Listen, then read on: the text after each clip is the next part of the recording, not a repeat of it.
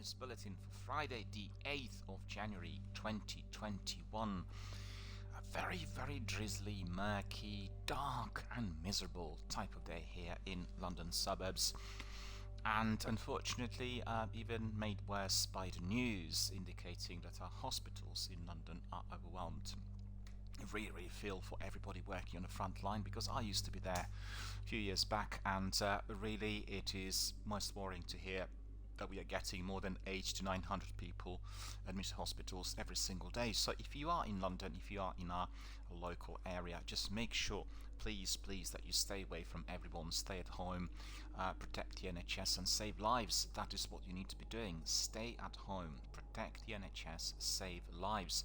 Remember that if you are staying away from everyone, you're preventing the spread of the virus, you're helping the frontline workers, and you're protecting your own life as well as the lives of your loved ones. Please adhere to this.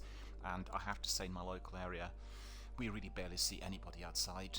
People have been really scared for quite some time, and the vast majority, I would say 99%, are adhering to those rules. But there's always that 1% somewhere, isn't there, where people are disobeying the rules and want to do their own thing, and therefore causing trouble and indeed spreading the virus. And may I just tell everyone that this is not just a virus like a cough or flu, and you're not going to be spared even if you are very youthful, and it affects people individually. We cannot predict how somebody is going to be developing how somebody is going to be affected by the onset of coronavirus. And as we've seen, many people develop COVID-19, and therefore the infection becomes very serious and in many cases very severe. So we really want to be staying away from everyone. And if you're a gamer, if you really like online activity, well, you know full well that staying at home gives you this opportunity to play games literally every single day, the whole day. And do not do it alone. Join our community here on Twitch or YouTube or any other platform. Join forces with other gamers and make sure that every single day is actually very happy, very interactive, very positive and forward thinking. And if you wonder what this is like, you can just pop in and have a look at our Warzone streams every single day. We are having a lot of fun and usually stretching the game for up to 4 to 5 hours of active gameplay in that Battle Royale arena. So for us it is absolutely terrific, and I have to stress this, it is terrific because we all can communicate and connect. So therefore we are not alone, and we talk about all sorts of issues, coronavirus and everything else community based included. So if you're wondering what this is like, just pop in and have a look once I start streaming Warzone later today. Or if curious, straight away just access my archived streams on YouTube and Twitch, and you'll be able to get a very good flavour of it all. Right, so this is our news bulletin for Friday the 8th of January. I can't believe that we already are hitting mid-month. I mean, I've just been having my New Year's turkey and veg and everything else, and suddenly it's the 8th already. Time flies by, but I've got to tell you for myself, together with everyone, it's been very challenging to be spending 22 hours indoors every single day for how many months now? 10 months? Maybe coming to the 11th month. I've gone into the quarantine at the beginning of March. I think it was 3rd or 4th of March of 2020, so that's really a very lengthy period. And I've got to tell you, I really can feel when I look at myself, like my skin looks a bit different, and I'm lacking certain vitamins which I would obviously be getting if indeed walking around, when we have sunshine. I had no daylight at all now for months. I think the last daylight I've had would have been late September, maybe early October, and it's just it's just the way it is. I've got to accept it. And I think physically I feel really well. I exercise every single day. At night I go for a lengthy walk in our nature reserve, so I'm really keeping up with the regular regime of physical fitness. And I walk like 10 miles every single day, back and forth to the neighbouring town, and want to make sure that indeed I'm not just literally completely affected by my activities indoors. Also, when I play games, I don't actually sit down. I play my games standing, which means I'm constantly moving up and about a bit, and that really helps as well. So I don't get any stiffness or any pains like other people complain, with their wrists and to play on PCs or their necks if they do consoles after being seated for 3 or 4 hours. So I can't really complain about this, but I have to say I'm absolutely devastated to hear the news today, and a state of emergency being declared in London, and due to the sheer number of hospital admissions. But sadly, some of these things were expected, because we did see that the virus was on a major increase before Christmas, and my heart sinks. That's all I can say. And I have to tell everyone to be keeping social distance as much as possible, stay away from everyone, and stay indoors, lock yourself up, so to speak, and do the very basics, and just wait for that call to come in from the NHS for the vaccine.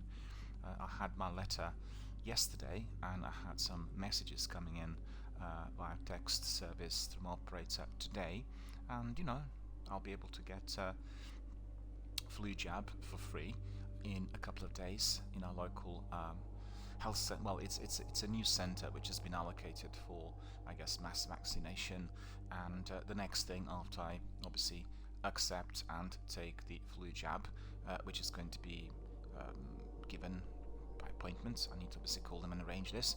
Then I'll have another appointment coming in for the COVID-19 jab. So I just want to really advise everyone in Britain and worldwide, do not listen to all of that nonsense through social networking and through the guys who are conspiracy theorists, because any vaccine is necessary. If you are to be touching something rusty, you need a tetanus jab. If you are to be avoiding meningitis, you need to have a meningitis jab. It's just it's plain logic. And why on earth would I think that the vaccine would be causing me anything serious? In fact, the only thing that I can feel affected by is being spared from catching the virus, because the vaccine is going to be providing me with a much greater degree of immunity. Whether it is going to be complete or not remains to be seen, but I'm quite certain that it will produce no damage whatsoever within me. And considering that I'm in that sort of high risk group, obviously I couldn't wait for the vaccine to be delivered soon enough, and I think that's exactly the same for anyone else who's in the same group. So really my advice is very plain, clear and simple. Once you get the letter, once you get a phone call or text message, make sure you make an appointment and receive it. Lots of news coming in on the wires today, and I think compared to the beginning of the week, which was expected obviously, it's the beginning of the year, and we had relatively few bits of news trickling along from PC Gamer, Games Radar and all the other hubs, but towards the end of the week we began to receive everything in droves really as usual, and we'll have a look at some of these straight away. So we heard from PC Gamer that they played Hitman 3, and the best level is like an assassination themed riff or Knives Out and other classic murder mysteries. So a bit of a Sherlock Holmes in there, like with sleuth activity. And let's just see what they said. So that's quite interesting, and I'm curious. Solving a murder mystery in Hitman 3 is the coolest new level. If anyone knows how to get into the mind of a killer, it's this guy. So they said 5 years after rebooting Hitman, creating arguably the best games in the series in the process, developer IO Interactive is ready to finish its trilogy. Hitman 3 is the final outing for this particular iteration of the world's boldest assassin, and based on the 2 levels they played, it seems like he's going out in style. But it's worth noting that this is a spiritual and mechanical continuation of the previous 2 Hitman, rather than something completely new. So really you'll recognize in-game mechanics, the plots, and the usual, and that's always like the best. I have to say, the dedicated community members generally are not really warm on any major turnarounds, and we've seen that in so many games. So I think really it's a very, very good idea to carry on with everything that looks the same, but with some new additional content. So the next big leap for the Hitman series likely doesn't exist anywhere outside of an idea scrawled whiteboard deep in IO's Copenhagen HQ. Well, I'm not concerned, but anyway, it sounds good. We are looking forward to that murder mystery in Hitman 3. Escapism is alive and well in video games, and PC Gamer tell us that this is one of those curiosities that seems to be persisting. So let us see what they've got to say. So just bear with us.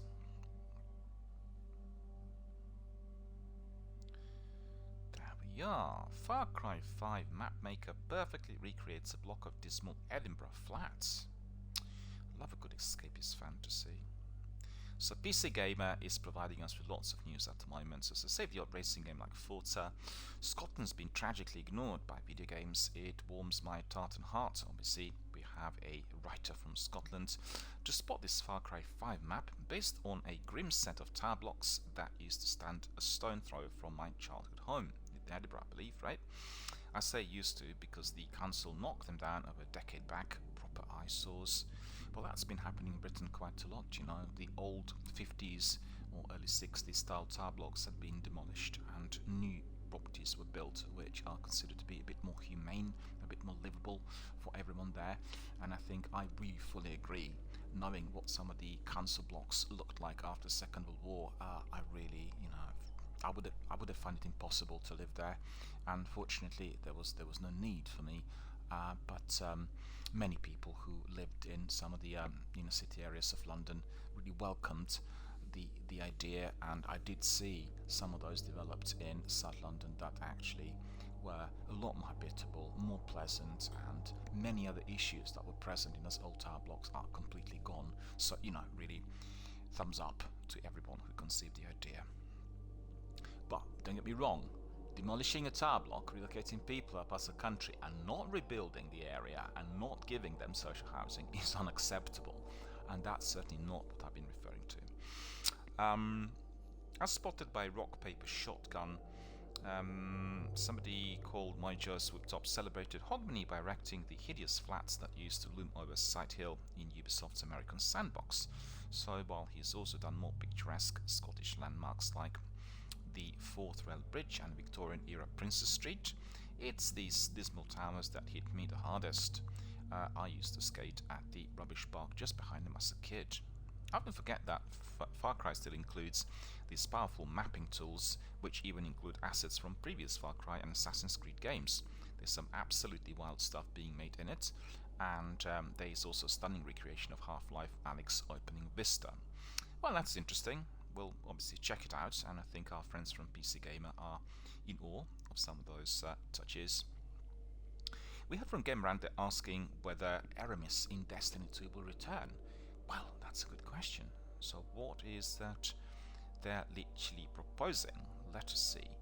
As you know, Aramis is one of the big monsters, the big enemies, the hostiles that we need to tackle in Destiny Beyond Light, and I've already gone through that idea, as I say, that selection of battles, and we are to come back to Destiny very, very shortly. I've got to say that doing the Dawning during the Christmas period was slightly repetitive, and I find it really quite tricky to get some of the materials. I think I completed about 4 or 5 recipes, delivered the gifts, and picked up the majority of the rewards, which in fact were to be given during the season.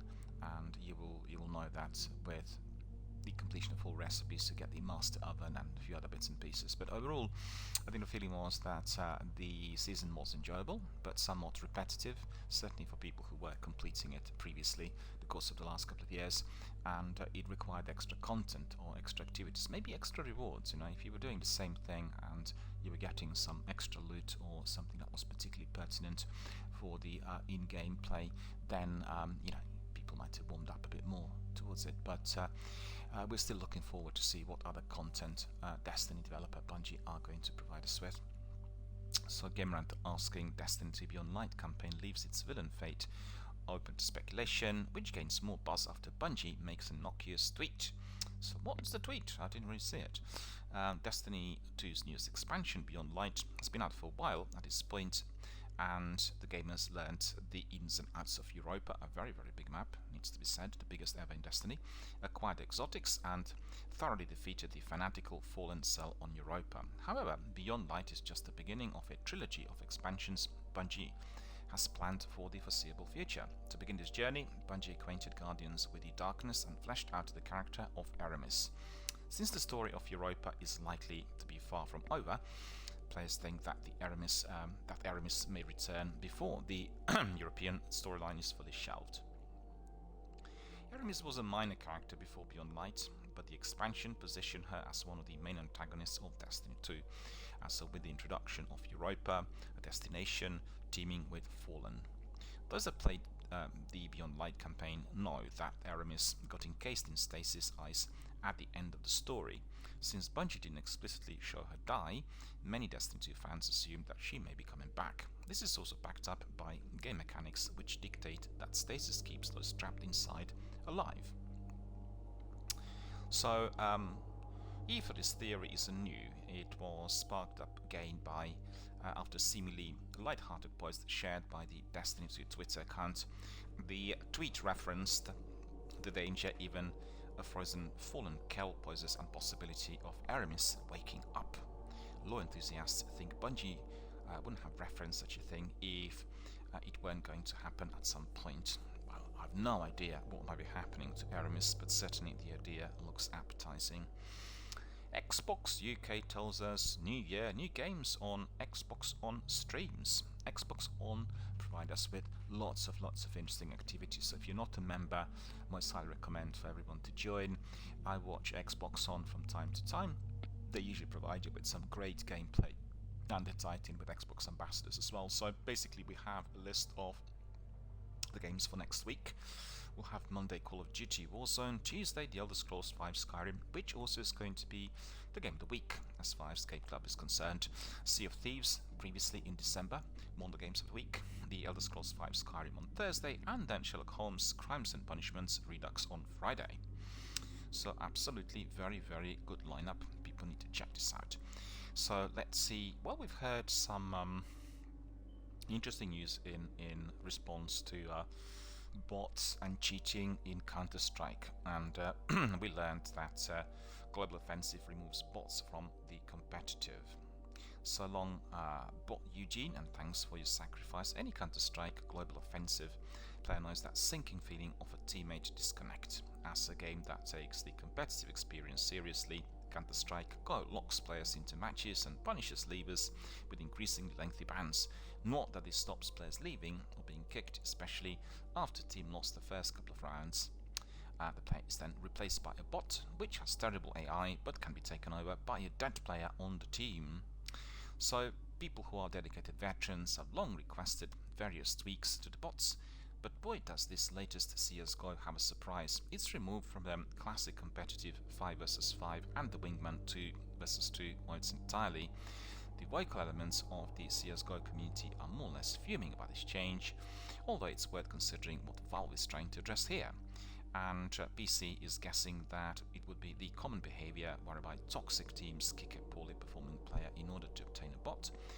Their reasoning being that a team's chances are higher when one of the better players has multiple lives. Well, that is completely unacceptable. This is a non-team effort, and it reminds me of PUBG matches where, you know, your teammates would kill you in order to get your loot. It's just utterly despicable, and I really think it's a very good way forward.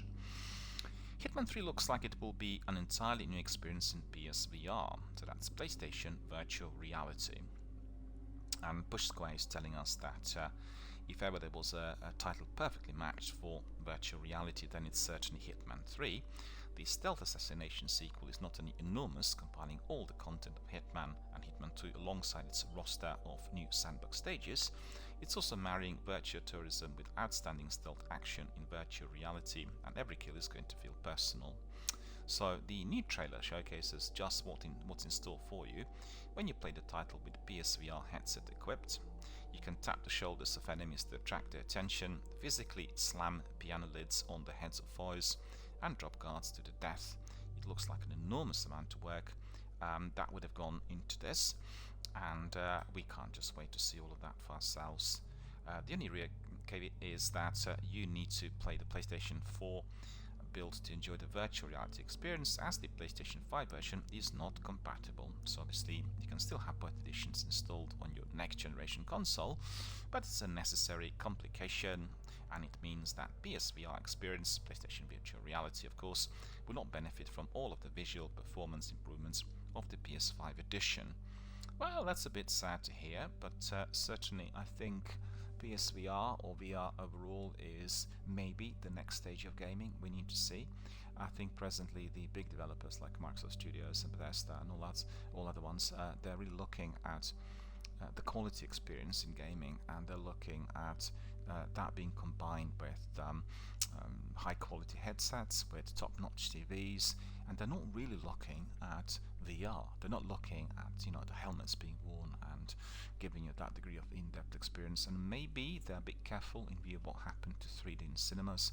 And you will remember that in the last decade we had a major takeoff of 3D, and literally any blockbuster AAA type of movie coming out of Hollywood was delivered both in 2 and 3D, and eventually towards the end of the decade the whole project was phased out. It's seen as being not particularly interesting, and technologically it was both advanced and very expensive, but then secondly the experience of those films did not seem to justify the investment, and lots of people resorted to watching the same film in 2D rather than watching them in IMAX, within that very immersive quality.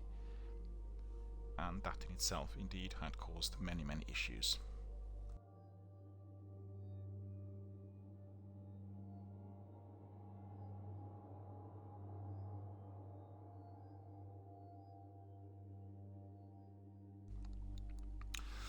So we are going to be looking forward to Hitman 3 being released on VR, and if you are on PlayStation 4 like myself, we'll be just hoping that the experience is going to be very delightful. I need to stress I do not have the VR headset, so maybe that's something I'll consider in the future. We need to see whether the prices drop in view of the new consoles being launched. We have to wait and see. So Monster Hunter Rise demo downloads cause heavy strain on Nintendo eBay shop service, so we need to see what's happening with the demo. I'm very excited about it. I played Monster Hunter, I really loved it, and I think it's one of those wonderful all-generation type of family-friendly games. And let me see what the Game Round are saying in here. Nintendo's eShop service under heavy strain as everybody flooded the service with downloads for a free limited time demo of Monster Hunter Rise. Okay, for how many days? Let's see. Oh, it's on Switch, I see. So it's on Switch. It has a limited time free demo for new and veteran players to try out. The demo is requiring 1.6 gigabytes of storage, and excited fans swarmed the downloadable demo, which caused quite a heavy strain on Nintendo's eShop service. Nintendo Japan is asking people on their official Twitter account to be patient, so as to not to crash the service. Part of the excitement from long-time fans are experiences by classic monsters, including the return of Kazu and Azuros, so that's sounding very good. We are looking forward to this, and let me see. Monster Hunter Rise will be released on March 26th, 2021 for the Nintendo Switch, so I can't play it on PlayStation. Anyway, if you're on Switch, nice and easy, pull it out, download the demo and try it. The game is wonderful, so absolutely a no-brainer in there. We have our friend Shinobi sending us some wonderful screenshots of Valhalla, so that's really beautiful. Thank you very much for contributing. And that is the screenshots from Xbox Series X, looking absolutely incredible, mouth-watering 4K resolution. Then we have Returnal, news on Returnal. Returnal supports the DualSense adaptive triggers on PS5. The news are coming through Games Radar, so let me see what's happening with Returnal.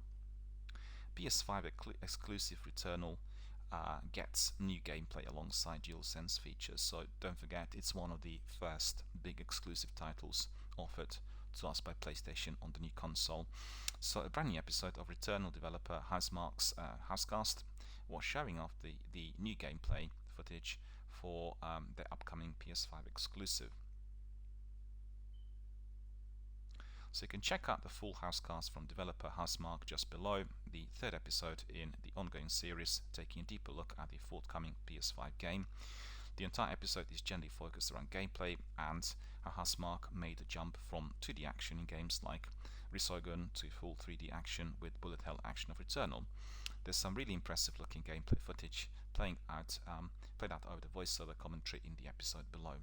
As Returnal is a PS5 exclusive game, it's going to be utilizing the PS5 DualSense controller in some new ways. Housemarque game is going to be using the adaptive triggers of the DualSense controller in particular, so you can press the left trigger halfway in for your traditional third-person aim, but if you press the trigger all the way in, you'll be toggling on the Alt Fire mode for the weapon that you currently have equipped. So if you're not familiar with the general concept behind Returnal, it's a bullet hell game fused with the roguelike concept. After awakening on an alien planet, the lone surviving protagonist takes delight to the creatures inhabiting the planet with all sorts of alien weaponry in repeated cycles of death and destruction. So if gameplay shown above is anything to go by, it looks set to be a sublime action adventure. Certainly it looked very good on the trailers. I watched it, and I will be indeed entering the world of Returnal once it becomes available on PlayStation Now services. Because really, quite frankly, if you're on Game Pass and PS9, you want to be just hammering the titles that are there. So many for you to access with ease, and plenty to choose from. So that's definitely what I'm going to be doing. I'm just hoping that PlayStation will warm up to the idea that the exclusives need to be all accessible through PlayStation Now services. They've not warmed up to the idea yet, but I think the Game Pass are gonna basically set the new industry standards for everyone. And there's been some debate during last quarter about this, and their CEO Jim Ryan indicated this is not the model they want to be pursuing, but I think it is certainly the model that they need to be considering. A leaked World of Warcraft cutscene hints at a possible redemption arc for Sylvanas. So let's see. PC Gamer tells us that Sylvanas Windrunner is one of the world of Warcraft's biggest villains. She doesn't lead an intelligent intergalactic army of demons like Sangaris, but for over a decade she's continually been up to some really shady activities, and more recently she parked her undead Keister on the Skullline throne as the player's main nemesis. So she's definitely a bad person in desperate need of some justice, but a newly data-mined cutscene in World of Warcraft Shadowlands does tell us that Sylvanas might not be as evil as she pretends to be. So they will be giving you a spoiler in here, so I really don't want to give you the spoiler if you are a veteran or if you want to explore this. So obviously there will be a cutscene telling us a lot more about Sylvanas. So enter the wonderful world of Warcraft and find out for yourself, really, if you're a veteran. Eurogamer tells us that there are lots of games they're really looking forward to in 2021, so I'm curious to see what games they are recommending. First of all, they're recommending 12 Minutes. It is going to be on PC, Xbox One and Xbox X and S.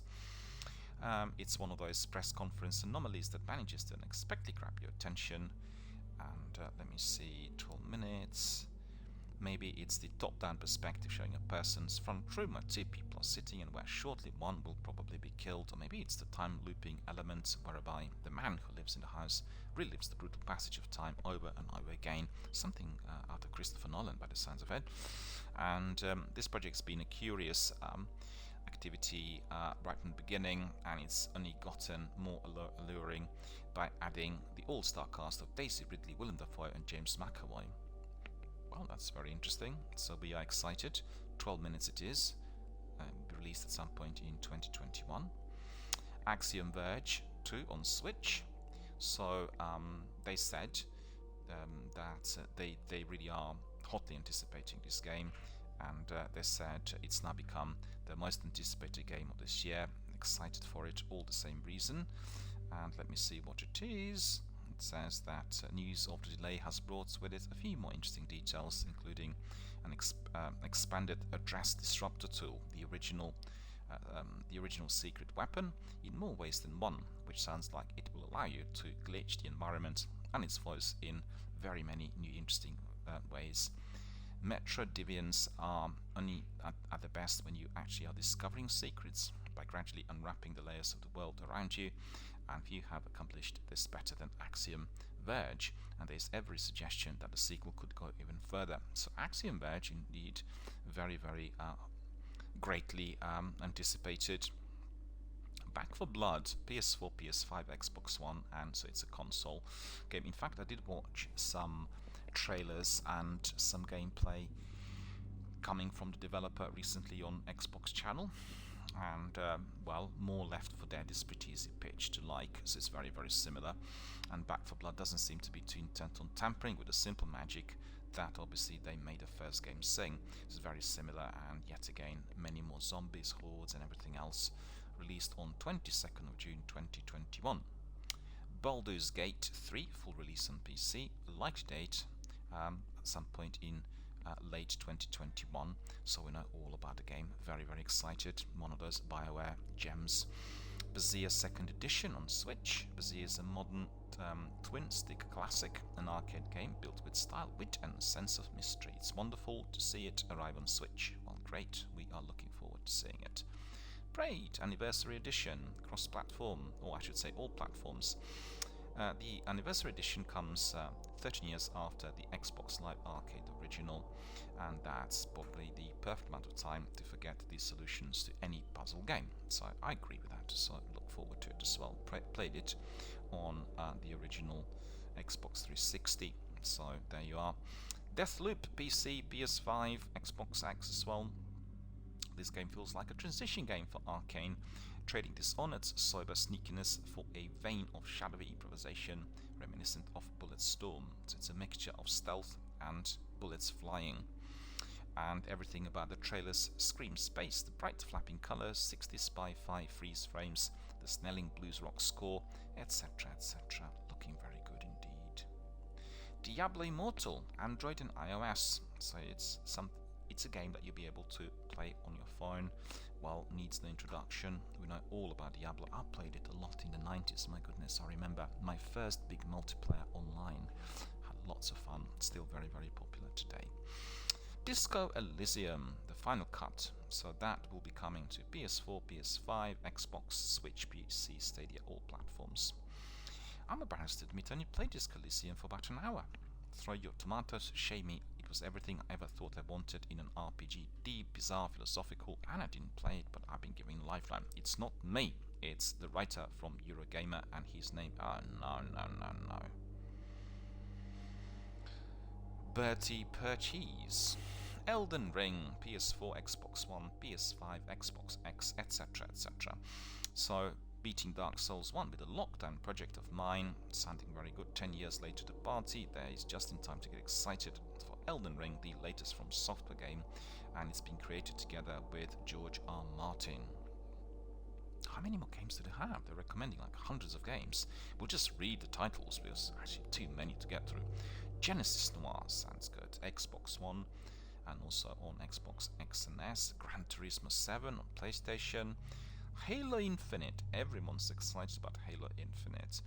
And autumn of 2021's been penciled. They delayed the game for 1 year, but I think it's likely that it'll have to be facing yet another delay from what I gathered. Don't quote me on this. I think we get it in November of 2021. It's going to be absolutely remarkable, and everyone is super excited about its release. Yet again, Xbox One and Xbox XS, XC, XS, and PC. Hitman 3, we know it. That's going to be on consoles, and I think on PCs. Yes, that's correct. Hollow Knight, Silk Song. Very, very excited about that if you are wanting to play it on Switch or PC. Legend of Zelda, Breath of the Wild Switch. We talked about it the other day here on my broadcast, and certainly I'm very excited. Playing a game that's similar to this at the moment, Dragon Quest XI. Most highly recommended to everyone.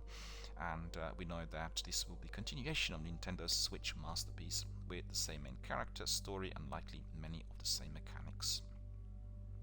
Mass Effect Legendary Edition. Well, that is the game that I'm absolutely super excited about. I played the trilogy. It is my favorite game of all times, and I think the quantity of characters, the never-ending world of planets, spaceships and creatures, together with a beautifully told story which is spread out across the entire universe in there, is just incredible. It's the best game for me ever created in that space opera style universe, and therefore playing it again on a beautifully remastered edition with some additional content will be the very best. And we've heard that this is going to be coming out in spring of 2021, so I might be streaming some of Mass Effect prior to that here on my channel, just to remind ourselves of what the games were like, and then as we get the remastered edition we'll crack on with it in full, and then we'll have a full kind of gameplay back to back from Mass Effect 1, the original game, to the end of Mass Effect 3. So they said, I don't think we'll ever see a project like the original Mass Effect trilogy ever again. 3 games you can carry all your choices and consequences through. That's correct. It was ridiculously ambitious, but there's no way BioWare would have done it.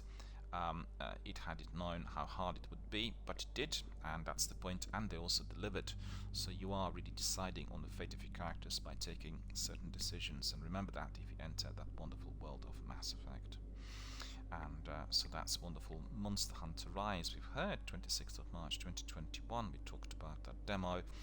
Near the World Ends With You, which is PS4, PS5 and Switch.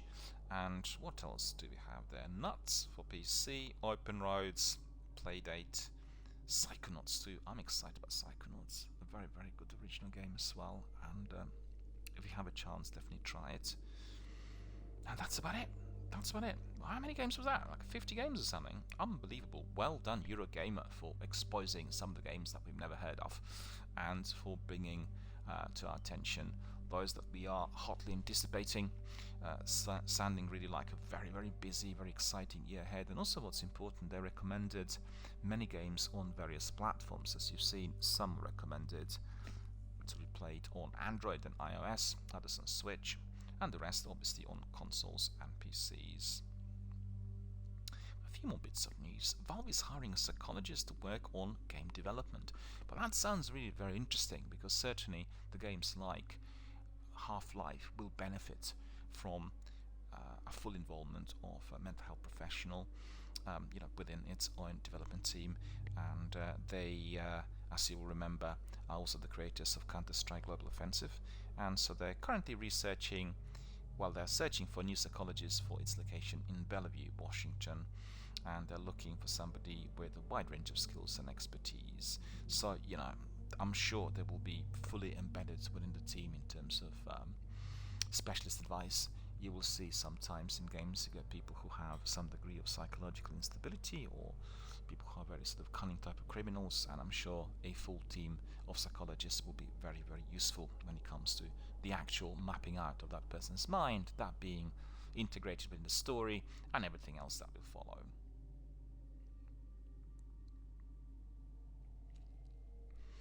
It's interesting, but on PC Gamer today we had also some news about those individuals who are fans of certain games and who are very dedicated to the gaming wiki. So that's really Game Wiki Encyclopedia Online, and frequently I use some of these, and I've got to say the quantity of content is really very formidable, and I also applaud everyone who participated. In fact, I did participate on Wikipedia, but not for this community, but I worked on some of the information that was included for many films, and things which were linked to film history, I should say. So let me see. To anyone who's ever worked on a game wiki, thank you. Passionate fans record the details of the games they love, and we appreciate the amazing and never-ending work. And this writer in here, Christopher Livingston, says that he's always donating to Wikipedia because he believes that hard work that people put into it needs to be fully rewarded. So that's terrific. I really applaud him for his effort and for indeed his contributions. Really appreciate it. And I also really appreciate everyone who is an active participant, so thank you to you all. And if you're interested on how to participate, just head to my Twitter and then access the article that came in through PC Gamer. So let me see, what else do we have? We have a new PlayStation Magazine issue coming in, and that is the brand new one for 2021 preview special. And we have lots of different games introduced in there. I'm just looking at the cover.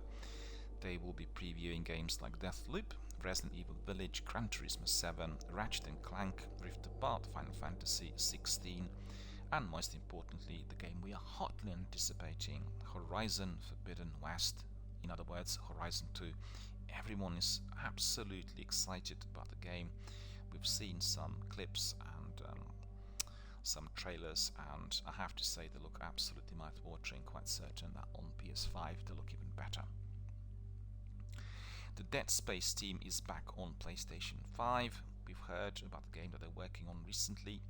PS4's exclusive celebrated. Which one is your favorite? Well, you'll be able to find out in the magazine. Cyberpunk 2077 reviewed. Do the patches work? Well, I think some of them did work from what I could gather. Cyberpunk 2077 in real life, 89 new games introduced inside. You got to get the magazine, right? And fortunately I get those magazines on my library subscriptions, and I don't have to go to WH Smith's to purchase them, in real life, and I've gone down the route of reading them digitally on my tablet, and it's been a very, very good experience. And that's really for the majority of the magazines linked to our industries, and it's just a completely different era. Previously I was always buying every single issue every month, and after many years it was a question of storage space, and I also still prefer paper editions. I've got to say I like browsing and sifting through the pages and looking for certain bits of information. It's all a bit different when you are kind of flicking the pages digitally, but still instant access to all the magazines makes a world of difference. Star Wars Battlefront 2 goes free on the Epic Store next week. Well, that is amazing. And we are getting the stylish strategy roguelike Crying Suns, right? With all this over and a new year off to a roaring start, the Epic Games Store has returned to its usually weekly cadence of free games, and the 2021 giveaways begins with Crying Suns, an FTL-inspired strategy roguelike that when we dove into the 2019 we quite liked in some ways and did not care for in others. So they said, together with the inventive combat and gauntlet of narrative choices to be made, Crying Suns is a good strategy game that will absolutely be worth playing as long as you're okay with it not being much of a roguelike. So that was their review a little while back, and Tales of Galactic Empires will continue in next week's freebie, which is a much higher profile offering, the Star Wars Battlefront 2 Celebration Edition, which includes the complete collection of customization content acquirable through in-game purchase, so it's the full Monty, up to and including the Rise of the Skywalker update. It's not actually available for purchase on the Epic Store yet, but it's scheduled to show up, so that will happen as a freebie on January the 14th. So mark that date, January 14th, you get the entire Battlefront 2, and you'll get all the additional content and DLCs free of charge on Epic Store. Obviously this is going to be for your PCs. We have also some clips from Danus D. Thank you, Danus D, for sending that over. Really absolutely wonderful clips, and as you know, Danus D is a pro PUBG player, and if you're interested in strategies, tips and tricks as far as the PUBG Battle Royale game is concerned, absolutely head to her channel. She streams every day. The streams are absolutely fantastic. The picture and audio-visual quality is second to none. She plays on the best rigs that presently exist on the planet, and she has lots of fans and lots of interactivity with her community.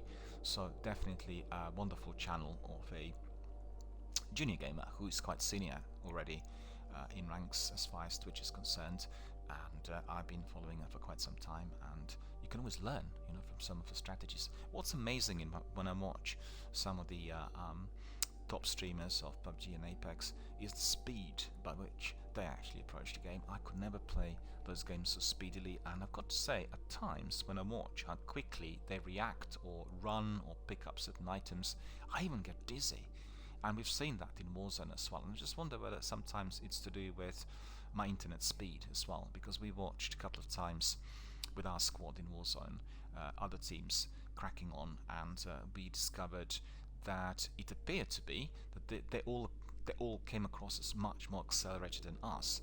So I think that must be the reason, the full fiber speed that they have and the latency that we're experiencing, i.e. we are watching it as if it was a silent film, that was being screened through basically the wrong speeds, and on wrong speeds I should say, and that's basically the experience. So I think it may be a part and parcel of it, but still I did see people being very fast, and particularly those guys who were on PCs, and that's remarkable. Not for me, that's not the way I like to play. I'm a lot more tactical. In fact, we were in a squad yesterday with our regulars, and I played for the first time with two of our new regiment members, and they said, well, you're always keeping an eye on everyone, and then like we get in the bunker, you're the last one to pick up the loot.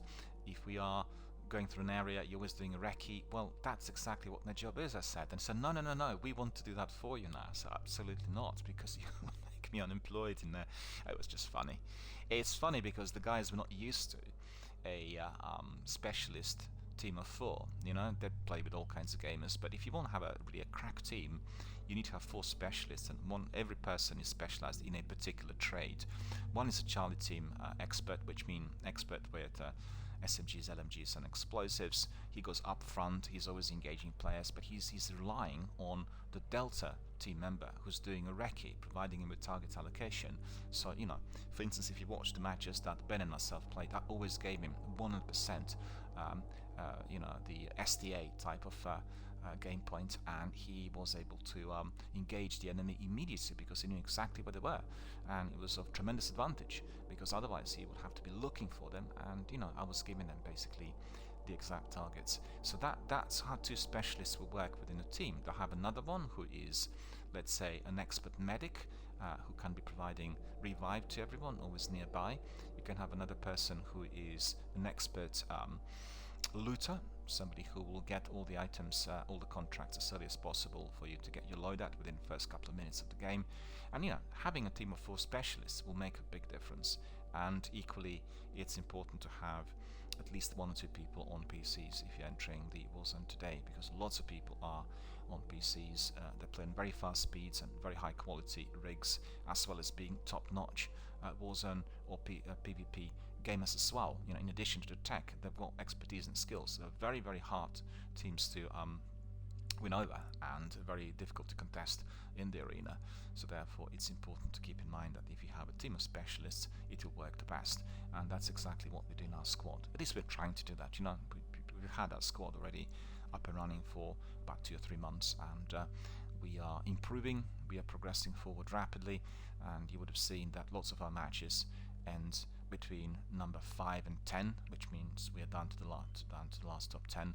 And I'm very, very glad and pleased to have been able to participate in the community. Our community is very friendly, very inclusive, very embracing of any kind of need that other people have, and everyone who joined us really absolutely and thoroughly enjoyed their time with us, and they felt very greatly supported and then enriched by the quality content we provided throughout chats and tips and tricks and discussions and all else. So you would find hardly anyone who would experience any sort of difficulty through our online activity here during our Warzone sessions. Okay, so I think generally I got also some messages from our cosplayer friends, and if you look at Oichi, she was doing a very, very good Birds of Prey Harley Quinn type of cosplay, so looking absolutely fabulous. You can see some of her pictures here on my Twitter. We also had a few other people giving us some of the other contributions, so if you're interested, just pop in, have a look on my Twitter, and engage with some of that content. Make sure you support cosplayers, and make sure that you are also sometimes having a look at their streams. They work really hard, and I yesterday introduced 2 gamers who are playing PUBG and Apex in the costumes from the game, and I think it makes a big difference when you are like playing Wraith or playing against Wraith in Apex Legends, and then suddenly you can see her, she pops up, and you know, she's like across the whole screen, dressed up in the outfit, looking exactly like the character, and I really like that. I think it's really funny. It's a particular style of both cosplay and doing your broadcasts on Twitch, and it's a bit of a niche, but it does elevate it to a greater degree of experience, because you are not just doing a game with, you know, in-game characters. You get your broadcaster who is actually one of the characters, so that's really cool. I really like it. I don't do that because, you know, I'm past that age, I guess, and not really something that I would consider doing, but certainly for the juniors it is definitely a true delight to be viewing. So I think that's all the news I have really from all that came to me on the wires, but let me just see very quickly. I'm just quite curious about something else. Bear with me.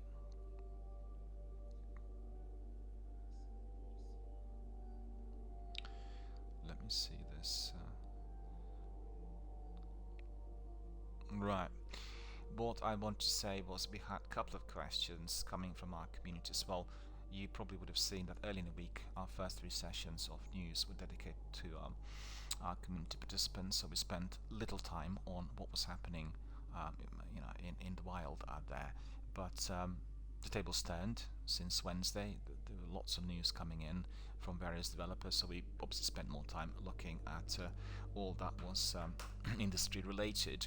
But the questions I had were quite a bit linked to how to build a regiment, and some of our friends watched our Warzone streams and asked, well, how did you manage to build such a good regiment with so many great players so quickly? So that's one question that came in, and I'll give you a rundown on this. And the other was,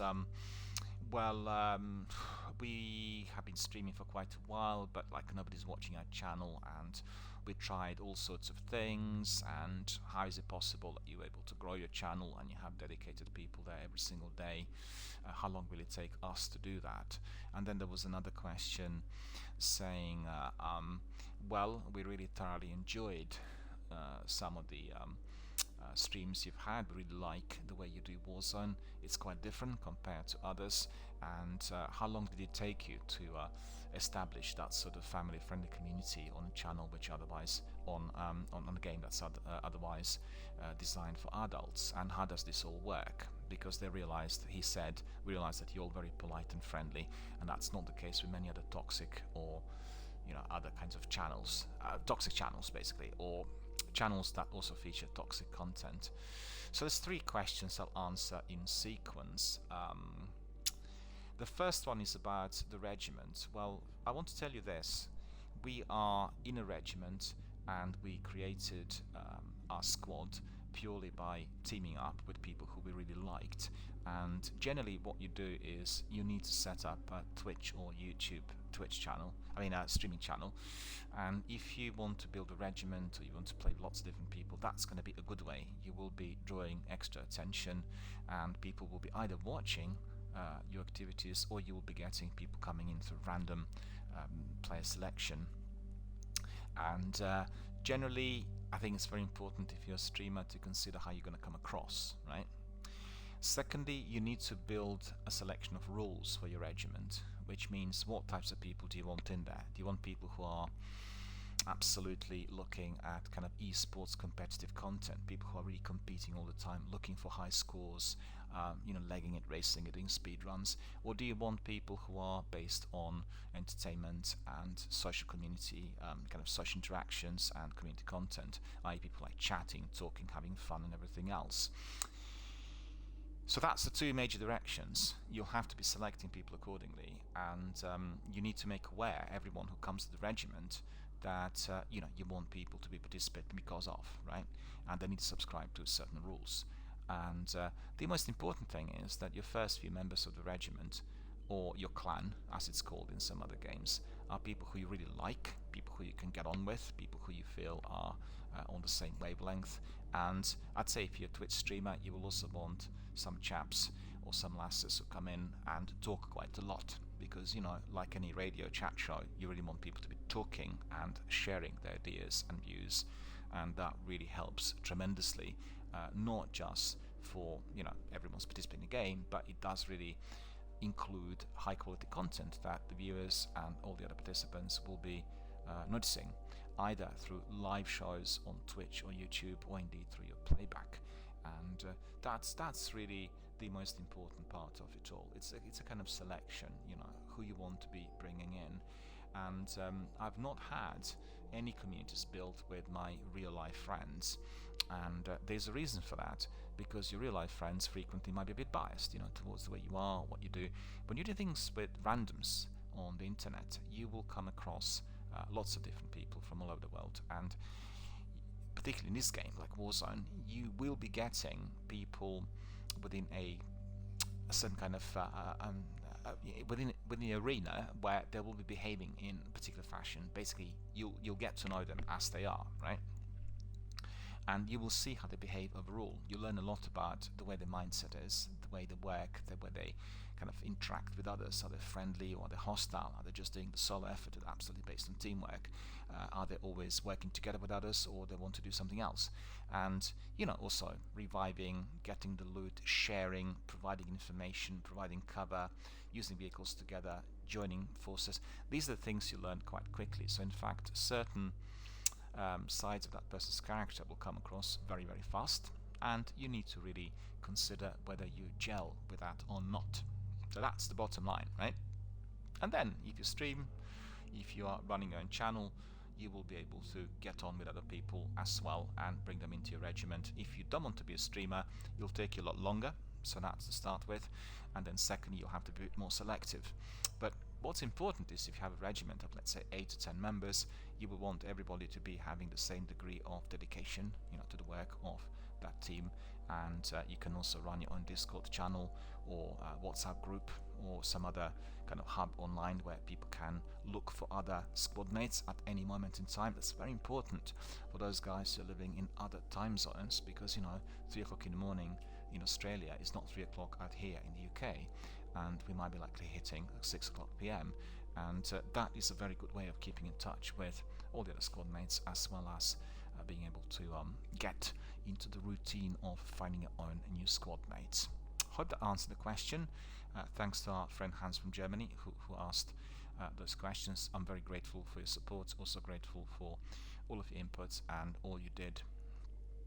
First of all, grateful for you taking time to write us these messages, so that's really truly wonderful, and asking us for some advice. Hope it helped. If not, just ping us another message. We'll try to expand a bit more on ins and outs, but there's several steps. Just to summarize, the first thing what you want to do is you want to set some kind of rules, who you want to participate in your own regiment. You want to select people who are kind of aligned to your taste and your preferences, people quite similar to you, people who provide high quality content, people who can be entertaining, you can have fun with. And then thirdly, you will have to be deciding whether you want to do it in a public arena, like streaming on Twitch or YouTube, where you'll be getting many more people coming in and watching and participating, or you want to do it in sort of solitary fashion just within the game itself. Down to you. But if you are on, for instance, Xbox, there are sections in there like news boards where you can be inviting people to join you, and sometimes it's quite easy. There are lots of different ways, but that's just one of the ways, and it's based on the way I've done it. I thought doing it through initially hammering a kind of random selection for a while was a good idea, and then from the randoms we selected people who were very, very kind of close to my own personal preferences, people who I found to be alike, and it all worked. And from 2 it went to 4, from 4 it went to 10, from 10 to 20, and the numbers just multiplied. The other question was coming from France, and our friend was asking about, what was it, the numbers. That's right, that was Jean-Claude from Nice. Thank you, Jean-Claude, for forwarding your question. The question was related to our community and how long does it take to kind of grow your community on Twitch or YouTube. He said he was trying quite a few things, and certainly it took quite a while, and he said not many people watching and all this. Well, I gave a very in-depth run on what one can be doing as a streamer, as a novice streamer, early in the week, so I think I would advise you to listen to some of the discussions from Monday or Tuesday, Wednesday as well. But in a nutshell, I'll just tell you it is a lengthy process, right? So those streamers who are professionals with PUBG or Apex or any other FPS game would have been streaming for 5+ years, right? Most of the times it's like 7 years, because Twitch kicked off in 2013 and 2015 was the big year where it sort of became very, very popular worldwide, and the vast majority were trying it from the beginning, which meant they didn't have thousands of followers during the first couple of months. And the difference there is, for some people who participated in esports tournaments or any other kind of major public event that included many people who were watching them play live, well, they obviously would have collected their communities on Twitter and Facebook and then imported them to the Twitch channel. So it's different if you already were doing something out there professionally for some time. But if you're really starting from scratch, well, you're facing a lot of obstacles and many challenges, and one of the most important thing is simply to retain that degree of confidence. You need to persevere, you need to be there from the beginning, and you need to be not looking at numbers and ins and outs. You need to be reviewing the way you're delivering your content. You need to be looking at what appears to be more popular, and most importantly, whether the content you're providing is absolutely to your taste, whether it's blending in your personality with everything else that you do, and that will give you some dividends in due course. Equally, if you're just doing it on Twitch, that will not work. You will need to integrate all other social networking forums. That will include YouTube, Twitter, Facebook, Instagram, Reddit, Discord, or any other which you may consider suitable with your channel. And each one of them will have to provide a different type of information. So build communities through, let's say, Instagram postings. Instagram is probably one of the best tools. If you are on the kind of a younger side, then you'll be able to throw in all kinds of photographs of your own environment and what you do and other activities, and people pick up on this. You may not get a viewer, I should say, an Instagram user watching a couple of your photographs and immediately joining your Twitch channel, but they will pop in from time to time. If you're doing something interesting, if you have a storytelling streak through your postings, they'll pick up on this. They'll get it on their news feeds and they'll come and have a look. And it will be a very good way of bringing people in. So you need to run a content that is inviting and that's interesting. It should not be the content which is repetitive. So what people do is they leave it on robots, like the remote automated postings, one content, like one clip or one bit of news posted to everything everywhere. Well, that is not going to work, and that's something that you need to avoid. Nothing should be left to the automated responses or automated postings, because that will be doing you a huge disservice. You will basically have lots of people dropping and not wanting to see, and having a major difficulty with everything that comes across as impersonal, right? I have lots of postings of concept art related to some of the current games, and generally the games I'm engaging with. So it doesn't have to be the games that are here on the channel. It could be the games I'm playing elsewhere. And there will be kind of brief invitations and descriptions of the fact that these games are being presently streamed. But the actual content, what people see visually, what they look at, is always different. Never ever repeat photographs again and again, the same sort of thing on Instagram. That will just make you lose lots of viewers. So if you integrate all of them together, so Instagram will be concept art, Facebook will have some interactivity maybe on the history of some of the games, or maybe you can talk about your own activity, how you play certain games, how you learn certain things, etc. You go to Twitter, that needs to be very brief, very interactive, based on the news, on your streams, on your community, quick exchanges, few messages here and there. And like myself, you may want to run something which is dedicated to video game industry or whatever, and that will pick up, eventually people who are kind of interested in what's happening with Horizon 2, what's happening with Hitman 3. They'll look at this news and they'll come to your channel, they'll see your postings coming in on everyday basis, and then they'll join. So you can see Reddit will be all to do with kind of niche specific discussions on the industry topics, and Reddit is in fact the main hub for direct communication with the developers world. If you want to talk to Bungie or Bethesda or Microsoft Studios, you need to have your own profile on Reddit, and then short messages. It's a bit like the old news groups which we were using in the past, and you'll be able to get direct responses, and they're very, very good. Reddit is a niche type of platform. You don't have people coming in there and talking a lot of nonsense. And also, if you're contacting developers and the guys who make new games, make sure you're quite short, brief, crisp, and accurate with your descriptions, because they will be looking at very, very brief responses. I should say, they will be looking at those responses that are highlighting what they consider to be of concern, and you'll get answers and responses directly from them, which will make a world of difference. And sometimes they may even like what you've seen or said, and they may connect with you, and you may get into partnerships in due course. It's just gonna take a little while. That's most important, because your question was, how long does it take? How long did it take you, and all this? Well, it did take me a short while to build my community here, and that was to do with my previous experience of broadcasting, music and television industries, and film industries, I should say, rather than television, film, television, music industries. And it's the same model which I applied, so it really helped. But then on the other hand, if you're starting from scratch I think you need to be just building it and make sure you have a regular schedule, you have regular content, you're always there at the same time. Make sure everybody knows that you will be doing a particular game for, let's say, 2 or 3 hours a day, or even longer if you want, and don't make it 24/7.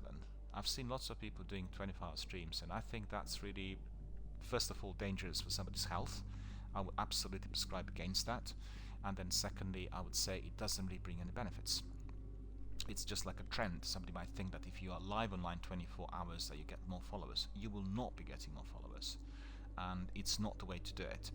What will give you more followers is the quality content and your own partnership with other streamers and other community members, because your friends and your community members and other streamers will recommend you to others, and this is how your community will be exponentially growing. So, make maybe friends with 2 or 3 other streamers who are either doing the same game or doing something similar.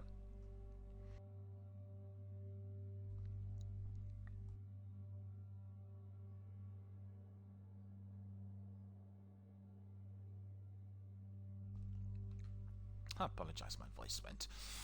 Yeah, just make sure you get you find some other guys who are also streaming or playing similar games, and find common ground and team up with them, talk to them. The best way to learn is, first of all, by own experience, but you can also single out one person who you can learn from, just like you would in life. Think of mentors, teachers, and people who kind of taught you various things in life. Well, you single out somebody who is like your idol, somebody who you really like, and then mousily you can step in and ask some questions, connect with them, and hopefully there will be a nice person who's attentive and friendly and provide you with some ropes. And so that's what it is. I'd say for me it worked well very quickly, as I had experience in related fields, but purely in terms of how it comes across is, it's variable. If you look at some of the big streamers of Destiny or Warzone or any other major game, you will see it's like 25,000 people watching a stream, 10-15,000 watching a stream. Well, these people are acquiring sponsorships, and they are aligned, or they're connected to some of the big firms who are investing in them. And why are they investing in them, you may ask. It's very simple. Streaming is seen as the best form of marketing for these kinds of products today. And you will have streamers, for instance, who are marketing certain products. They're not streaming games at all. Cosmetic products, various other things you use in life, like different types of devices that we can use in order to play games, gym stuff, you name it. There's all kinds of things. There's one channel, in fact, called Awkward Travels, and they were introduced at TwitchCon a couple of years ago. Watch the channel from time to time. They're very, very humorous. But basically what they do is they just travel the world and stream everything, like everyday activities. Like their life is captured online. And but don't forget, they came across as a completely independent and a three-piece that was traveling the world and documenting all of the activities. But that's not quite the full story. They did have some backup. There were people who financed the travels and a few other things. What I'm trying to say is, you will have some channels that come across as completely independent, but actually they already have sponsorships or they have some additional support.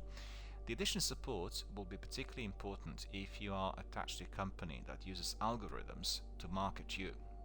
So your channel and what you do will be marketed elsewhere through Instagram, Facebook, or a variety of different platforms where people pick up randomly on your content and your presence, and that makes a lot of difference. So these are the things, and so don't look up to somebody who is fully sponsored. You may ask them, in fact, how they got the sponsorship, how long did it take them to get to that level, etc., etc. But just if you're asking questions, make sure you're doing that because you're interested in that particular broadcaster, not just because you want answers that will give you a shortcut. Well, nobody likes that, and you probably catch my drift. If you like somebody, you want to ask them questions about what you like, about what they do. And it's not just for your own personal advancement, it's just because you like what they do. And then they'll give you all kinds of tips. So keep thinking about it. As I said, it's a lengthy process. It will take you quite a bit of time.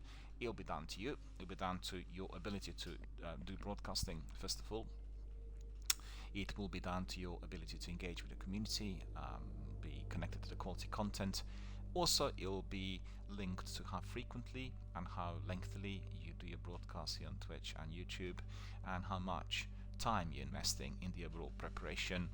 Some people come across as very, very skilled and confident, and others are under the weather frequently due to their issues, outside of the streaming context. And all these things are important to consider. I'd say just try to be like somebody you watched on TV, as professional and as dedicated, and always open to questions and discussions. Make sure you always answer every single message that comes your way. Engage with your participants. Try to feel everyone at home. And also for your channel, run certain rules, what you find acceptable and what you will not tolerate, and therefore you'll prevent any form of toxic content or indeed unwarranted visits. One of the things, if you are an adult, that you need to consider is that children generally should not be allowed to be present on any Twitch channels.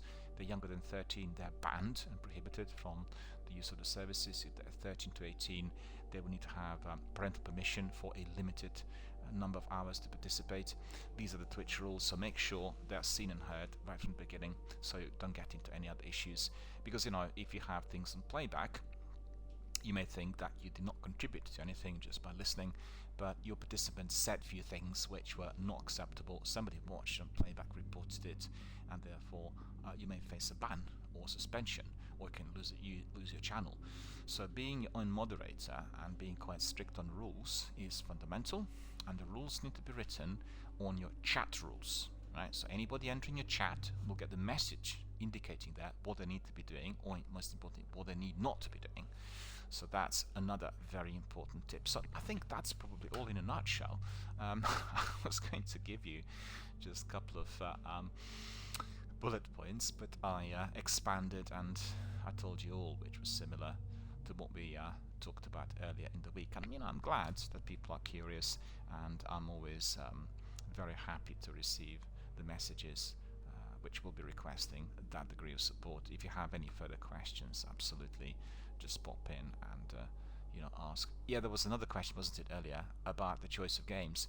Well, I talked about it earlier in the week, but basically the best way to run your channel is by a game that's been extremely popular a little while back, part of a franchise: Assassin's Creed, Fallout, Elder Scrolls, you name it, Gears of War. You go for the older game, and the older game will have a very, very great number of veterans and followers, and they'll be watching and waiting for some new streamers to come in, because guess what? Not many people are streaming such games today. Such is the trend, such is the way people deliver the content in the present day and age. And anytime they see a new participant, like a new streamer coming in who's doing it every single day, they'll come to that channel. This is what I experienced and discovered as I was doing Destiny. I was doing Destiny every single day for months, and I was the only Destiny 1 streamer who was streaming that game every single day. And that's the only reason as to why many people gravitated towards me, became friendly, and initially, once they entered the stream, once they watched the content, once they played the game together with me online and communicated with all the other participants, it was a different story. But you need to get your foot in the door. That's the thing. And Destiny at the time would have like 5 or 6 or 10 streamers doing Destiny 1 per day. Everybody else migrated to other games and to the sequel. So therefore I was always popping up as the first one. And the reason for that is that the Destiny channel on Twitch, right, algorithm, picked up my channel as being the most regular. So I was popping up always as number 1. So you really need to think how to get to these rankings, right? And if you're thinking of the games, don't choose Destiny just because I said so. You need to choose a game that you're going to be excited about, the game that you actually love playing. And Destiny for me is a combination of all of my favorite graphic novels and games I've played over the last 20 years. And the best possible. It's thoroughly enjoyable, it's family friendly, plenty of activities of all sorts, some tricky tasks based on community content. You need to rely on your buddies to learn. All of that is very, very important, because you will be getting lots of people who want to be helping out, teaching and providing assistance to others, and indicating that they need somebody to help them. People coming in saying, I need somebody to complete this quest, I need somebody to help me with the pinnacle weapon, because the lengthy quests and having a veteran will speed everything up. So these are the cues to which you are going to be able to connect with the community and build the membership, be it of your followers or subscribers. But then secondly, most importantly, the choice of your game is fundamental. And you can see here we are streaming Warzone, the game that is presently the most popular on the planet. And we don't get that many viewers coming in every single day. We get lots of people from our community popping in, but the new viewers, there are few of these because my channel is not picked up by Twitch algorithms on the roster of the daily streamers in there. But with Destiny, like Destiny 1, anytime I stream Destiny 1, I'll have loads of people coming in straight away. So, it's just, I combine those two games together so I can really build the channel and work with the community. And quite frankly, if you're just in one game over many years, you get a bit tired, The fact is you need to provide a variety, and I had this difficulty within my first 6 months. I thought, well, hang on a minute, spending like 5 hours a day just doing Destiny is crazy.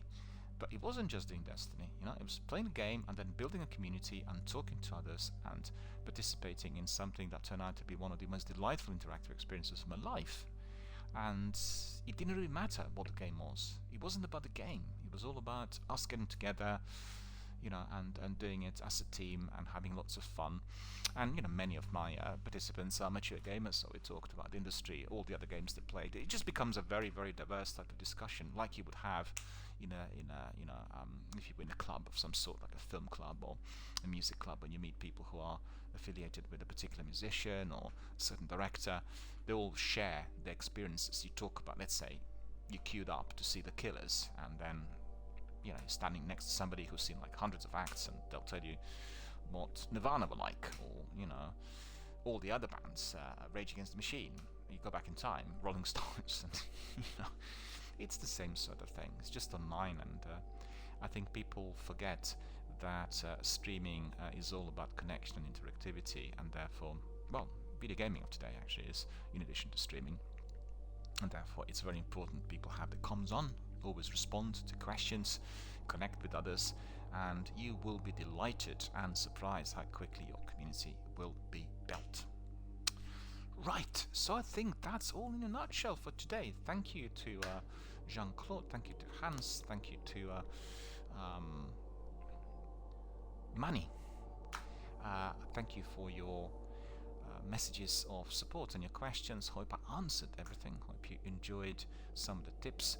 You can always respond by further messages, either through Gmail or anywhere else, and I'll be very glad to both discuss them here live on air, or indeed respond in person, which in fact you may be appreciating receiving some guidance and your kind of bullet points with a few tools coming your way as soon as possible. Right, so my friends, that was my news bulletin for today. It comprised all the news coming in on the wire. So we heard loads of interesting things, inclusive of that Monster Hunter demo, which I'm very excited about. And then we heard also from some of our community members who are asking about Warzone, and indeed ask a few questions related to our regular streams. So thank you for the time you've taken to write. Thank you for watching the channel, for supporting it. We are ending our news broadcast right now, and we'll carry on with another session of DRBMiller Introducing. We are going to be doing Nightcall, the game I'm introducing at the moment. So stay with us, and we'll be back in a few moments.